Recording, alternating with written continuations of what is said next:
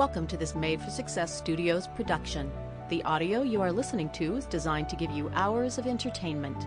Now sit back and relax as our featured story begins. Both Sides of the Border. A Tale of Hotspur and Glendower by George Alfred Henty. This recording is copyright 2019 by Jim Hodges of jimhodgesaudiobooks.com. Chapter 1. A Border Hold. A lad was standing on a little lookout turret on the top of a border fortalice.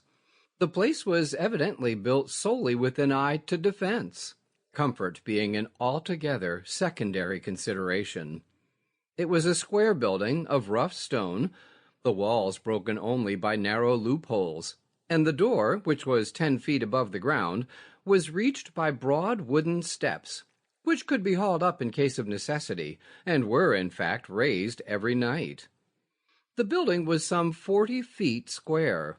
The upper floor was divided into several chambers, which were the sleeping places of its lord and master, his family, and the women of the household. The floor below, onto which the door from without opened, was undivided, save by 2 rows of stone pillars that supported the beams of the floor above. In one corner the floor, some 15 feet square, was raised somewhat above the general level.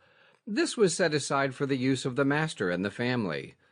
The rest of the apartment was used as the living and sleeping room of the followers and hinds of the fortalice.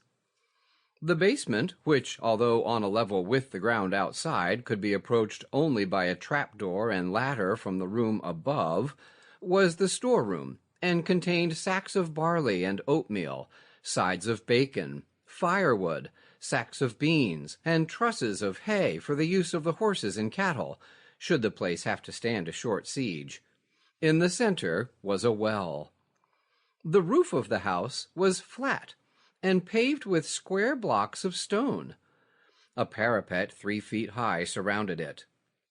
In the center was the lookout tower, rising 12 feet above it, and over the door another turret, projecting some 18 inches beyond the wall of the house, slits being cut in the stone floor through which missiles could be dropped or boiling lead poured upon any trying to assault the entrance.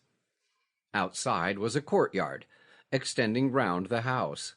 It was some 10 yards across and surrounded by a wall 12 feet high. Sample complete. Ready to continue?